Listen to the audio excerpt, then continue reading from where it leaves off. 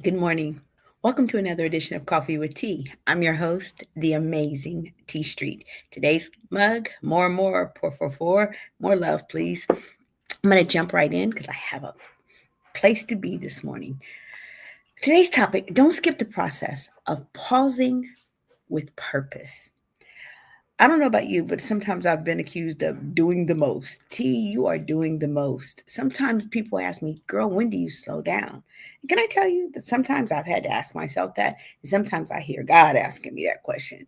When do you slow down? Because without slowing down, you miss some important things that are taking place when people simply slow down and pause. I'm not telling you to stop your dreams. I'm not telling you to stop what you're doing. I'm telling you to just take a pause. I'm going to give you three things that helps and that pausing creates for you. Pausing helps you refocus. What does that mean? What does it mean that it can help you to refocus? Sometimes you're running along so fast that you get off course and you start to chase things that aren't even a part of your purpose or aren't even a part of the plan or your job or whatever because you are in reactive mode and not in proactive mode. And sometimes if you just take a pause, you can get back in alignment. It helps you to refocus. I don't want to be a person who just checks off boxes. I'm chasing deadlines. I'm chasing somebody else's dream. I'm chasing things that aren't meant to be chased.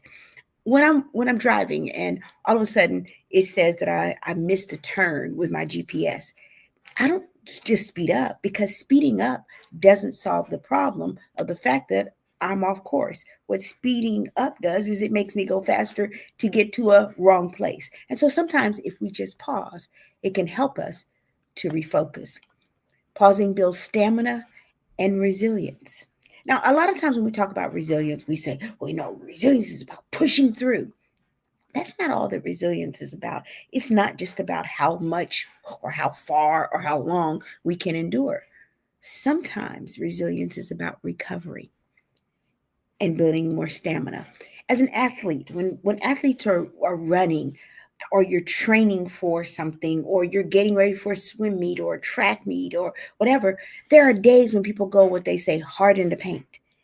And then there are days that they take time and they pause and they don't train because they need to give their muscles time to recover.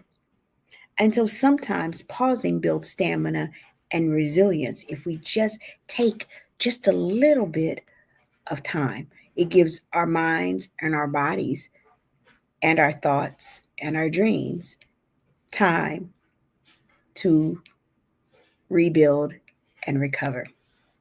And finally, pausing makes space for creativity. I'm a creative person, but sometimes I lose my creativity when I am doing the most. When I'm always trying to meet deadlines and I'm working really, really hard, I don't even have time for my mind to create the next thing. And so sometimes I simply take a pause so that I can get my best ideas working. I study a lot and I like to read about like people who did lots of great things and Sir Isaac Newton and more contemporarily, like people like Steve Jobs. Um, One of the things that all of them had in common, and if you read about them, you'll learn that all of them were people who were deeply contemplative. They took time and they put white spaces on their calendar that they didn't fill up. They used that time to be quiet and to be reflective because creatives need a space to do nothing so that the mind has time to rejuvenate and to keep creating. So today I just stopped by to tell somebody whatever you do, don't skip the process of pausing with purpose. Pausing helps you refocus, pausing builds stamina and resilience. And finally, pausing makes space for more creativity. So, whatever you do, don't skip that process. I'm the amazing T Street, but there's absolutely positively nothing amazing in me. There's not in each and every one of you. So, today, whatever you do, don't skip the process of pausing with purpose. Have a great day.